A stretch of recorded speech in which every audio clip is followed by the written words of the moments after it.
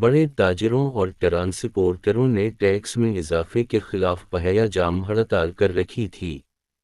جب زرار نے سڑکوں پر ٹریفک نہ ہونے کے برابر دیکھی تو اپنی کار لے کر میاں جی کے ڈیرے کی طرف نکل پڑا۔ وہ ڈیرے کے صحن میں داخل ہوا، ہمیشہ کی طرح ملنگ اسے برگد کے پیڑ کے نیچے بیٹھا ہوا نظر نہیں آیا۔ اس نے ارد گرد دیکھا، لنگر خانے کی باہر سے کنڈی لگی ہوئی تھی، خادموں کے دونوں حجروں کے دروازے بھی بند تھے۔ ملنگ کبوتروں والے کھڈے کے پاس آلتی پالتی مار کر دانہ چنتے ہوئے کبوتروں کی موبائل کے ساتھ ویڈیو بنا رہا تھا۔ زرار کے ہونٹوں پر طنزیہ مسکراہٹ ٹپکی۔ زرار نے اپنے سامنے میاں جی کے حجرے کی طرف دیکھا جس کا دروازہ کھلا ہوا تھا۔ وہ حجرے کی طرف چل دیا۔ داخل ہوتے ہی بآواز بلند سلام کیا۔ میاں جی اور ایک بھاری بھرکم شخص نے سلام کا جواب دیا۔ اس شخص کے ساتھ بیٹھی ہوئی خاتون خاموش رہی۔ میاں جی نے زرار کو ہاتھ کے اشارے سے بیٹھنے کا اشارہ کیا۔ میاں جی، ہم اپنی مرضی سے دے رہے ہیں، سونے میں لدی پھدی خاتون نے خاکی لفافے کی طرف دیکھتے ہوئے کہا، جو اس کے شوہر نے میاں جی کی طرف کر رکھا تھا۔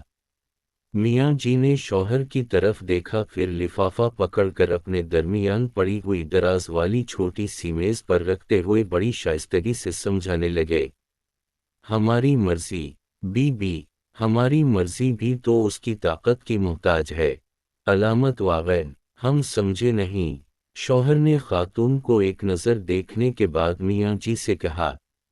میاں جی اپنی نشست سے اٹھتے ہوئے بولے، ظہر کا وقت ہو گیا ہے۔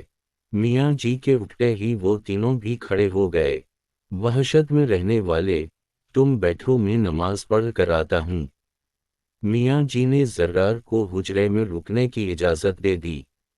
یہ بات ان دونوں کے لیے جانے کا اشارہ تھی۔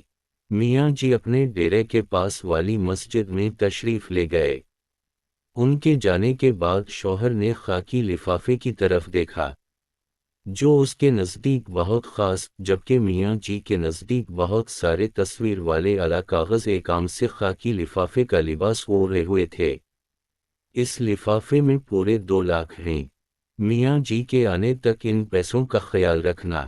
شوہر نے زرار سے کہا، مجھے کینسر ہو گیا تھا، میاں جی کے دموں سے آرام ملا ہے مجھے۔ یہ پیسے میرے کہنے پر ہی چٹھا صاحب نے میاں جی کو دیے ہیں۔ خاتون نے کندھے اچکاتے ہوئے زرار کی طرف دیکھ کر شوخی ماری۔ زرار نے ان کی باتوں کا کوئی جواب نہیں دیا۔ وہ دونوں وہاں سے چلے گئے۔ جب وہ دونوں ڈیرے سے باہر نکلے تو ان کی سیاہ ہونڈا سٹی کے ساتھ سرخ آڈی کھڑی تھی۔ کپڑوں سے تو اتنا امیر نہیں لگا، خاتون نے اپنے شوہر کی طرف دیکھ کر رائے دی، کسی بڑے بزنس مین کا ڈرائیور ہوگا۔ شوہر نے اپنی کار کا دروازہ کھولتے ہوئے حتمی انداز میں بتایا۔